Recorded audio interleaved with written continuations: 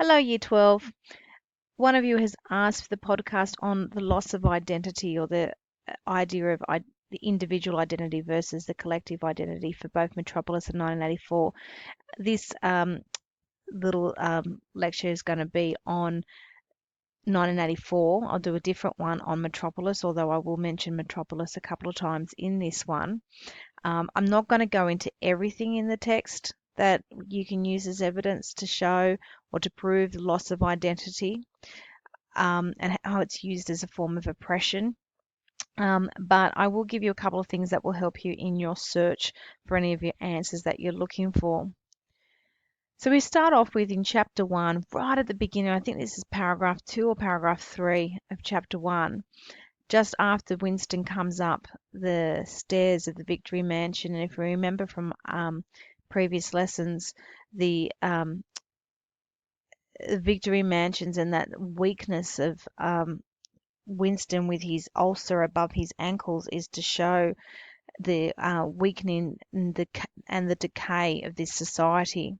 And now we actually get into his apartment and see what's going on in his apartment. And it says, Winston turned a switch and the voice sank somewhat, though the words were still distinguishable. The instrument, the telescreen it was called, could be dimmed, but there was no way of shutting it off completely. He moved over to the window, a smallish, frail figure, the meagreness of his body merely emphasized by the blue overalls which were the uniform of the party. His hair was fair, his face naturally sanguine, his skin roughened by coarse soap and blunt razor blades and the cold of the winter that had just entered. So we've got a couple of things going on in this. Firstly, we've got our introduction to the telescreens.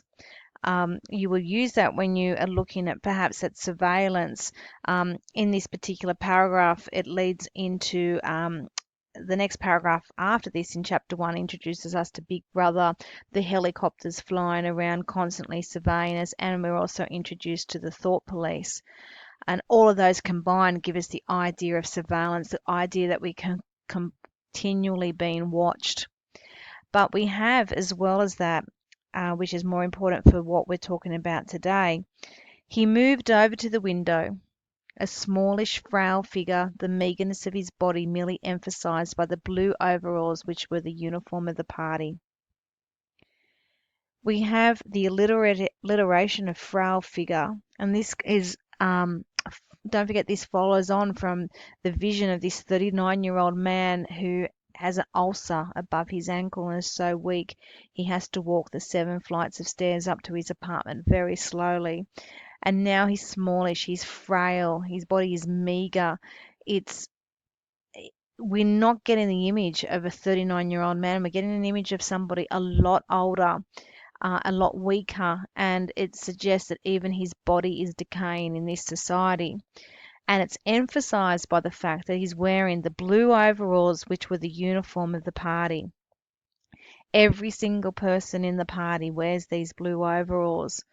It's an idea that it's of conformity, that everybody has to look the same and dress the same. And it highlights the decay in his body, that this collective identity is destroying the very thing that makes them human, almost. And then it goes on. Down in the street, little eddies of wind were whirling dust and torn paper into spirals, and though the sun was shining and the sky a harsh blue, there seemed to be no colour in anything, except the posters that were plastered everywhere. And of course, as we know, those are the posters that introduce us to Big Brother and an allusion to Stalin. But it's also the idea that this city is devoid of colour. You could compare that to Metropolis, which is a black and white film, so it is also devoid of colour, but it's also got the chiaroscuro of the shadows. And we seem to, in this city, we don't even have that. We've got a sun shining, we've got a harsh blue sky. But it's interesting that it uses the word harsh too, I think. The idea that it's almost something violent in the colour of that sky, but everything else is devoid of colour. There's a loss of freedom even in the look of the city.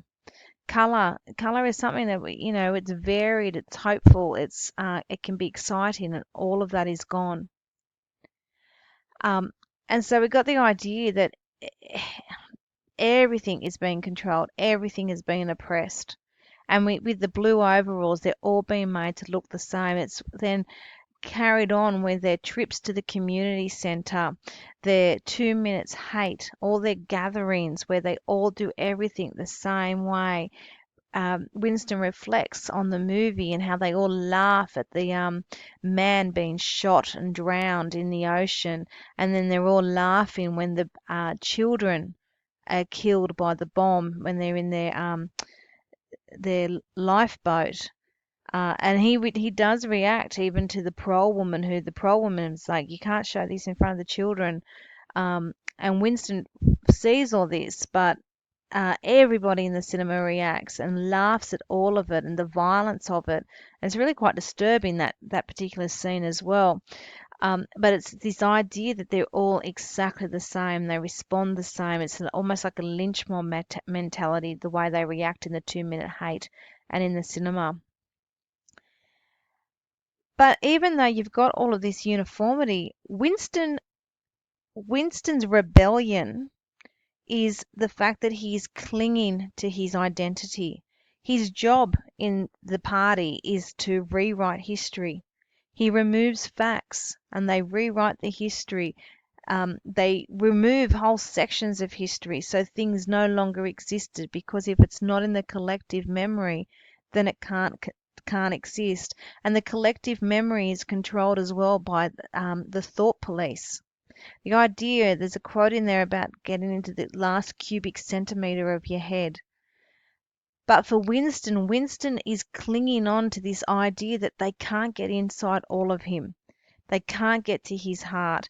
And Julia then becomes a representation of this idea of his individualism. He's clinging to his identity. His love and their sexual relationship is for both of them this clinging to something individual. But even before that, we have the writing in the diary, where even though he works in his job is to rewrite history and remove history, for him, he's writing his diary because he's trying to hang on to his own individual reality. It becomes more real by putting it into words.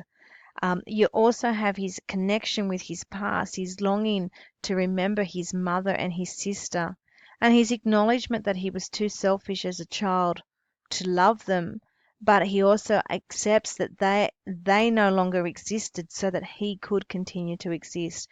And it's like his search for his own identity, his individual identity, is to repay them that gratitude. Don't forget, you have that moment where the mother is feeding him chocolate, and this is what gives us the idea that Winston has compassion, and he's wanting to repay that gift, and this is a part of his search for his own identity.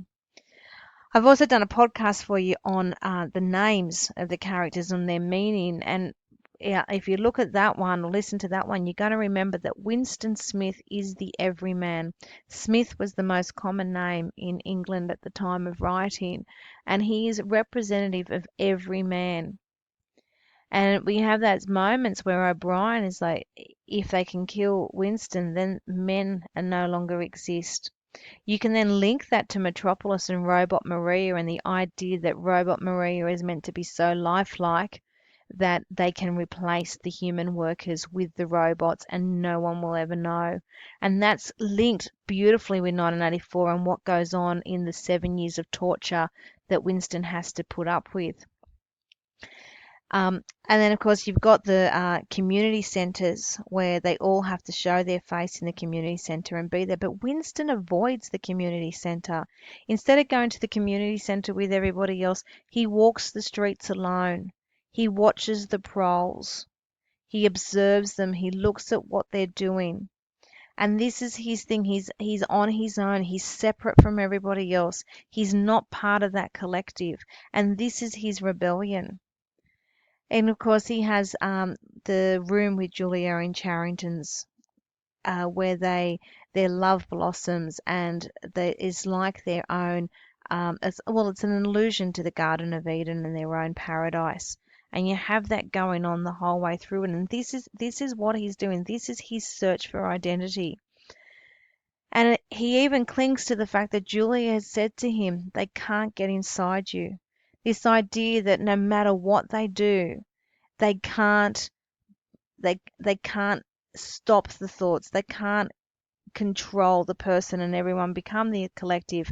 But that's not the end result. When he's in room being tortured by O'Brien, O'Brien says, it is intolerable to us that an erroneous thought should exist anywhere in the world, however secret and powerless it may be.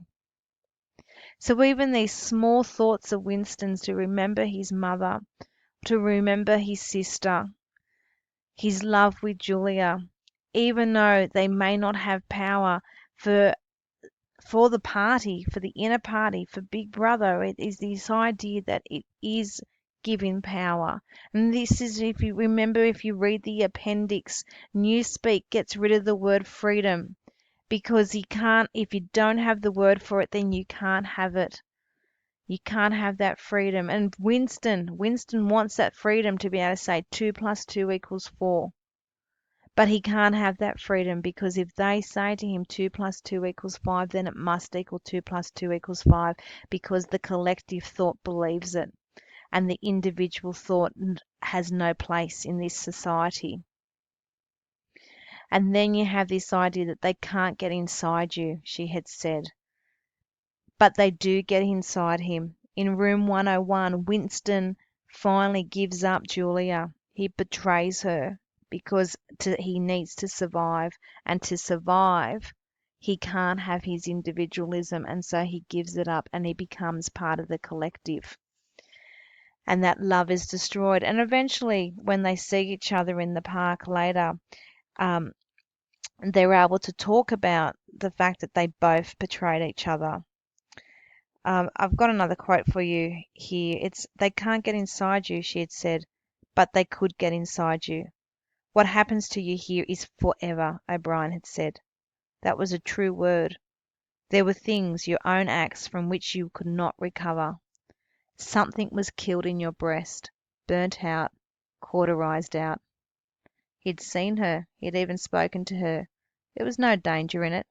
He knew as though instinctively that they now took almost no interest in his doings. He could have arranged to meet her a second time if either of them had wanted to.